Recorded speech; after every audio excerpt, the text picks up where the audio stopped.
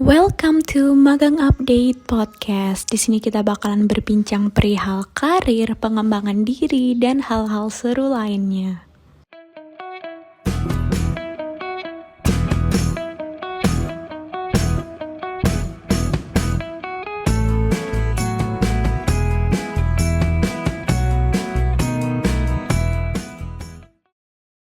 Halo, selamat pagi, siang, sore, ataupun malam, kapanpun Hunters dengerin podcast ini. Selamat datang di episode pertama podcast Magang Update. Kenalin, aku Zakiah, anggota internship batch 7 dari Magang Update. Nah, mungkin di sini Hunters bertanya-tanya ya, apa sih bahasan podcast untuk beberapa episode ke depan? Jadi kita sengaja membuat podcast untuk berbagi ilmu tentang self-improvement dan juga pengalaman-pengalaman magang dari narasumber-narasumber yang keren-keren. Nah, untuk episode pertama ini, kita mengundang narasumber yang juga merupakan teman aku di internship Magang Update Batch 7, yaitu Oki. Halo Oki. Halo. Boleh dong Oki, kamu perkenalan diri ke Hunters. Kamu tuh siapa sih dan kenapa sih kok kamu diundang di episode pertama podcast Magang Update ini? Halo, namaku Oki Ayu Permata, biasa dipanggil Oki, dan aku sekarang sedang kuliah di Institut Pertanian Bogor, jurusan Sekolah Bisnis Angkatan 2017. Alasan kenapa aku diundang di podcast Magang Update karena aku punya YouTube channel. YouTube channelku ini tentang bahasa Korea dan sekarang sudah mencapai lebih dari 25.000 subscribers. Kebetulan juga aku sedang magang di Magang Update di bagian Content Creative and Digital Marketing. Keren banget nggak sih Hunters si Oki ini? Oke, jadi untuk episode pertama ini aku dan Oki bakalan ngebahas tentang passion. Apa sih itu passion dan kenapa sih kok kita perlu mengembangkan passion? Nah, kita udah dengar sendiri dari perkenalannya Oki tadi bahwa Oki tuh mempunyai YouTube channel yang udah punya 25.000 subscriber dan membahas tentang bahasa Korea. Nah, kalau misal aku mau tanya nih Oki, menurut kamu, passion kamu kan tentang Korea-Korea kayak gini nih ya, belajar bahasa Korea. Nah, kalau definisi passion dari garis besar itu menurut kamu apa sih? Sebenarnya aku tuh dari dulu SMP itu bingung ya, apa itu sebenarnya passion. Aku dulu itu SMP sering banget diskusi sama temenku tentang sebenarnya itu passion kita itu apa. Terus waktu itu aku sering banget ikut kayak les keyboard, les biola, les dance untuk cari definisi sebenarnya apa sih passion itu. Jadi aku sebenarnya kebingungan sebenarnya apa itu passion karena aku pikir passion itu kayak hanya dengan aku melakukan apa yang aku suka itu udah passion gitu. Sedangkan coba aja nih contoh, aku udah pernah les keyboard sama biola, aku suka nih. Tapi ketika proses untuk belajarnya itu kan pasti butuh perjuangan kan. Nah di situ tuh aku nggak suka apa ya mengorbankan waktu untuk latihan atau kayak kesel ketika ada yang salah. Itu tuh aku nggak suka gitu. Jadi bukan passion aku karena aku nggak bisa nerusin apa yang udah aku mulai. Terus akhirnya daripada aku pusing-pusing mendefinisikan apa itu passion, jadinya aku kayak terus melanjutkan hidup sambil mencoba banyak hal. Terus akhirnya aku ketemu dengan bahasa Korea ini. Jadi di bahasa Korea ini tuh sebenarnya aku juga nggak kepikiran kalau ini passion, cuman kayak apa ya, aku ngejalanin aja kayak biasa gitu. Terus habis itu aku ternyata enjoy. Terus ternyata aku juga kayak apa ya, mau gitu meluangkan banyak waktu untuk belajar bahasa Korea. Terus kayak rela belajar sampai malam buat bahasa Korea atau nonton drama untuk cari referensi buat YouTube atau apa ya, apapun itulah pokoknya aku suka dan juga mau berkorban untuk itu menurutku passion tuh kayak gitu. Oh, oke. Dan dari definisi passion kamu tuh aku setuju banget sih Oki. Aku juga mempunyai beberapa passion yang juga rela aku korbankan lah waktuku untuk mengembangkan hal-hal tersebut. Nah, pertanyaan selanjutnya nih, kenapa sih kok kita tuh perlu mengembangkan passion? Kenapa enggak? Ya udah, aku punya passion, aku rela berkorban waktuku untuk passion ini. Tapi kenapa kok harus dikembangkan? Kenapa kok kamu sampai harus bikin YouTube dan sharing ke orang-orang tentang passion kamu ini gitu?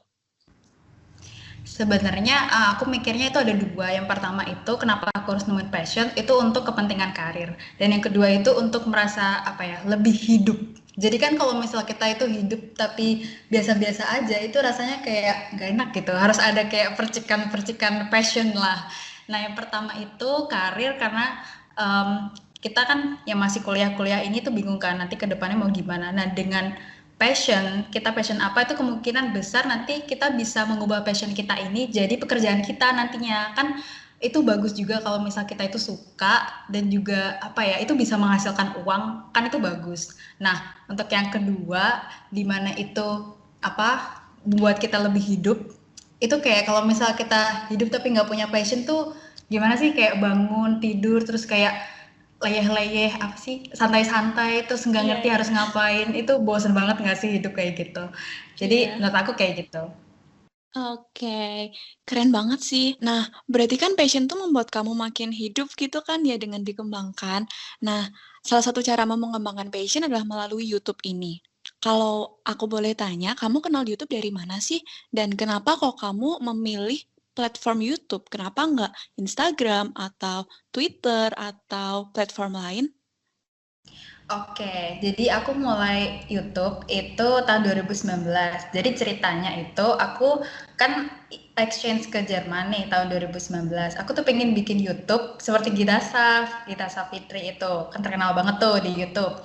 Iya, Nah, iya. tapi ternyata pas aku coba bikin konten tentang Jerman, ketika aku di Jerman, ternyata nggak terlalu banyak yang suka. Nah, tapi ketika aku coba kontennya itu bahasa Korea yang juga merupakan passionku sendiri, ternyata malah banyak orang yang datang gitu loh. Dan kenapa aku milih YouTube itu karena aku lebih enjoy di depan kamera gitu. Meskipun apa ya, secara physically aku tuh nggak yang wah cantik banget atau gimana, tapi aku tuh orangnya suka ngomong. Kalau misal di Instagram, susahnya di aku adalah aku harus ngedit dan apa yang aku sampaikan tuh nggak bisa keluar semuanya, karena kalau misal Instagram kan cuma ada 10 slide, dan kalau misal di YouTube aku bisa ngomongin apa yang ada di otakku sampai berjam-jam kalau misal pun perlu ya. Jadi karena aku suka ngomong sih, makanya aku pilih platform YouTube. Oh, oke. But actually, kamu tadi bilang kamu nggak cantik. You're pretty. You don't have to be insecure Thank about it. you. Stay positive. Oke.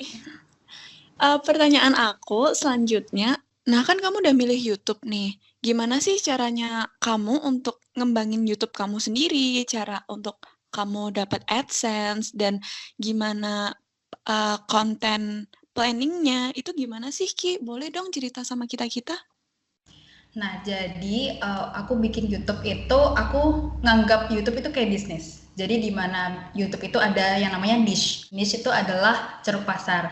Gampangannya adalah tema. Jadi aku udah nentuin nih, temanya adalah bahasa Korea. Nah, di tema bahasa Korea ini ada berapa channel sih yang temanya tuh sama. Nah, kita harus lihat kayak kompetitor yang lain gitu. Jadi kita kayak riset pasar. Kita lihat channel-channel yang lain, oh ternyata ada, aku nemu kemarin itu ada 4 kayak pemain besar channel yang temanya sama kayak aku, yaitu bahasa Korea. Terus aku melihat ternyata 3 dari 4 ini adalah cowok dan yang satu ini adalah cewek. Jadi aku mikir merasa kayaknya kurang deh untuk apa ya, istilahnya guru bahasa Korea di YouTube yang perempuan yang bisa mengisi. Jadinya aku kayak hadir dengan memberikan konsep yang berbeda. Jadi aku ngasih apa ya, pelajaran bahasa Koreanya itu nggak cuman belajar aja gitu, tapi lewat drama Korea. Nah, untuk essence-nya itu sebenarnya aku baru dapat beberapa bulan yang lalu. Karena awalnya itu aku YouTube kayak ya udah kalau misal aku ada ide konten, aku upload, ada ide konten, aku upload. Nah, sekarang akhirnya setelah aku serius kayak oh oke, niche-ku adalah bahasa Korea, itu aku langsung bikin konten planning di mana 1 minggunya itu aku upload 2 video. Nah dari situ kalau nggak salah bulan Juni itu aku akhirnya bisa gabung ke AdSense, di mana nanti di YouTube itu ada iklan-iklannya kan. Nah tapi di sini aku belum bisa langsung ambil uangnya karena di situ dia harus mencapai yang namanya threshold. Di AdSense itu ada yang namanya threshold, di mana kamu tuh harus mencapai revenue atau pendapatan sekian agar uangmu bisa diambil. Nah, kebetulan AdSense itu 1,3 juta baru uangnya bisa diambil untuk masuk ke rekening. Seperti itu. Oh, wow, oke. Berarti inti dari untuk mendapatkan cuan dari hobi kita, dari passion kita itu adalah dengan konsisten ya, dan itu tuh aku rasa Betul. merupakan apa ya, sebuah hal yang susah untuk dipertahankan dalam Betul betul. mengembangkan passion. Nah, kalau kamu sendiri, cara kamu buat tetap konsisten di konten-kontenmu yang kemarin dan kedepannya tuh gimana sih, Ki? Oke, kenapa aku bisa konsisten itu karena aku ingin mempertahankan audiensku. Jadi audiensku di sini karena di YouTube itu namanya adalah subscriber. Kalau misalnya di Instagram kan namanya followers. Nah, aku pengen mempertahankan subscriberku ini. Jadi dengan mengupload konten 2 kali dalam seminggu. Nah, aku juga berencana untuk membangun bisnis around my YouTube channel. Jadi kayak dimana ketika aku udah punya audiens dan misal aku punya bisnis nih, misal aku menjual ebook bahasa Korea atau aku menjual kursus bahasa Korea, aku sudah punya audiens yang udah setia atau loyal sama aku. Karena gini, pentingnya konsisten adalah kalau misal dia itu udah nungguin konten bahasa Korea tiap minggu dan selalu ada, dia itu percaya dengan aku gitu loh. Jadi dia percaya kalau misal aku tuh selalu memberikan konten dengan tepat waktu dan dengan kualitas yang baik. Nah, makanya itu apapun yang aku keluarin nanti, entah aku mau ngeluarin e-book, mau ngeluarin buku yang meskipun bukan e-book, terus aku mau ngeluarin kursus atau apapun, mereka udah percaya dan loyal gitu. Itu yang aku pikirin sih. Keren banget sih. Jadi kan untuk mempertahankan audiens ya, konsistensi itu. Nah, Iya. kalau misal nih ya, suka duka kamu selama ngembangin passion lewat YouTube tuh apa aja sih? Sukanya banyak sih. Jadi sukanya itu kalau misal aku dapat komen-komen yang mereka tuh bilang kalau kontenku itu membantu mereka belajar. Jadi kayak apa ya? Gak cuman menyalurkan passion, tapi juga mendapatkan feedback bagus dari orang-orang kayak merasa aku telah melakukan suatu kebaikan gitu. Padahal aku cuma menjalankan passion aku gitu. Terus Mhm. untuk dukanya ini tuh juga sama sama sih dari komen juga.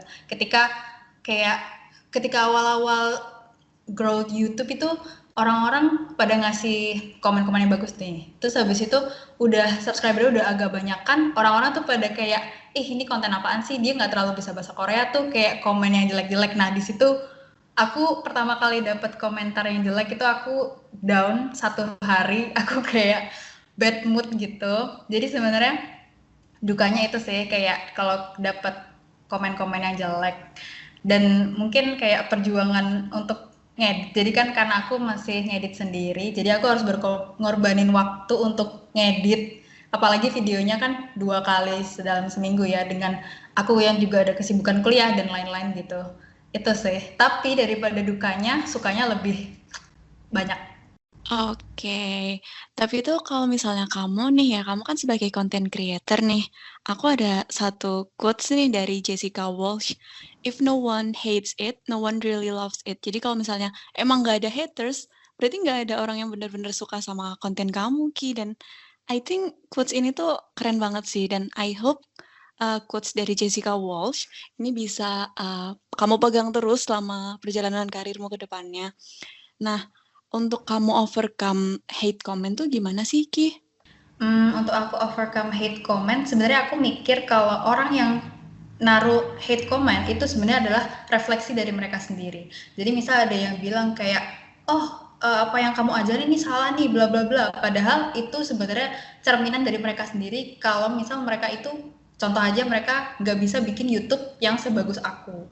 Terus kayak mereka itu pengen membuktikan kalau dia itu lebih pintar daripada aku gitu. Jadi sebenarnya mereka itu kecil, orang-orang yang komentar jelek itu sebenarnya lebih kecil daripada kita yang dikasih komen jelek. Nah itu sih. Oke, berarti self love banget nih ya. Iya dong. Nah, kamu ada nggak sih saran buat hunters di sini yang mungkin pengen ngembangin passionnya melalui media hiburan seperti kamu kan ambil YouTube. Kalau mereka mungkin ambil platform lain, terserah hunters, audiens kita nih ya. Kamu ada saran nggak sih buat mereka apa yang harus dipersiapkan atau apa petuah-petuah kamu lah buat mereka? Boleh dong dikasih, Ki, buat mereka. Mungkin satu aja kali ya, kalian harus dengerin apa kata hati kalian. Sebenarnya ini kan meskipun konten ini kalian harus bikin misal seminggu sekali gitu kan, kalian harus nyiapin konten-konten tuh. Kalian gak usah mikirin kayak, oh dia suka apa enggak ya, kayak subscribersku suka enggak ya dengan kontennya gini. Kalian tuh harus ngikutin apa kata hati kalian. Terus juga kayak kalau misal ada orang yang ngerendahin kalian kayak apaan sih bikin YouTube kan kayak bukan karir yang bagus gitu loh, kayak daripada bikin itu mending kalian ikutan yang lain lah gitu. Nah kalian tuh tetap harus apa ya, percaya sama diri kalian sendiri, karena gak ada orang yang bisa mempercayai kalian lebih dari diri kalian sendiri. Jadi kalian harus ikuti suara hati kalian. Oke, keren banget suara hati nih ya. Oh iya, aku ada satu concern yang kayaknya lupa aku tanyain deh dari tadi. Mmm, Mm-mm. Kamu pernah nggak sih ngerasa jenuh dengan passion-mu sendiri? Sebenarnya pernah sih sekali-sekali, kadang juga burn out gitu. Nah, tapi apa ya, sebenarnya kecintaan aku terhadap bikin video dan juga bahasa Korea itu tetap, tapi proses-proses seperti editing yang ngabisin waktu dan juga apa ya, ketika ada kayak komen-komen gitu-gitu yang apa ya, penghambat-penghambat gitu, itu sebenarnya yang kadang bikin aku stres, atau kayak ketika ada aku ngeluarin satu video dan ternyata itu jelek dan gak terlalu banyak yang nonton, itu juga sedih. Tapi overall aku tetap passionate dan aku tetap senang untuk apa ya, terus belajar bahasa Korea dan terus memproduksi memberikan video-video bahasa Korea melalui YouTube. Oke, keren banget sih Oki perbincangan kita selama beberapa menit ini, dan insight-nya aku udah dapat banget sih. Intinya kita tuh, harus berusaha mengembangkan apa passion kita untuk mencapai hal-hal positif ke depannya. Dan kalau perihal suka duka dan rasa jenuh itu pasti ada, tapi kita selalu akan punya cara untuk nge-overcome rasa-rasa negatif itu selama kita mengerjakan passion kita. Makasih banget Oki untuk insight-nya selama beberapa menit ke belakang ini. Dan makasih juga buat Hunters yang udah ngedengerin episode 1 Magang Update Podcast ini. Tunggu episode 2 ya, Hunters. See you!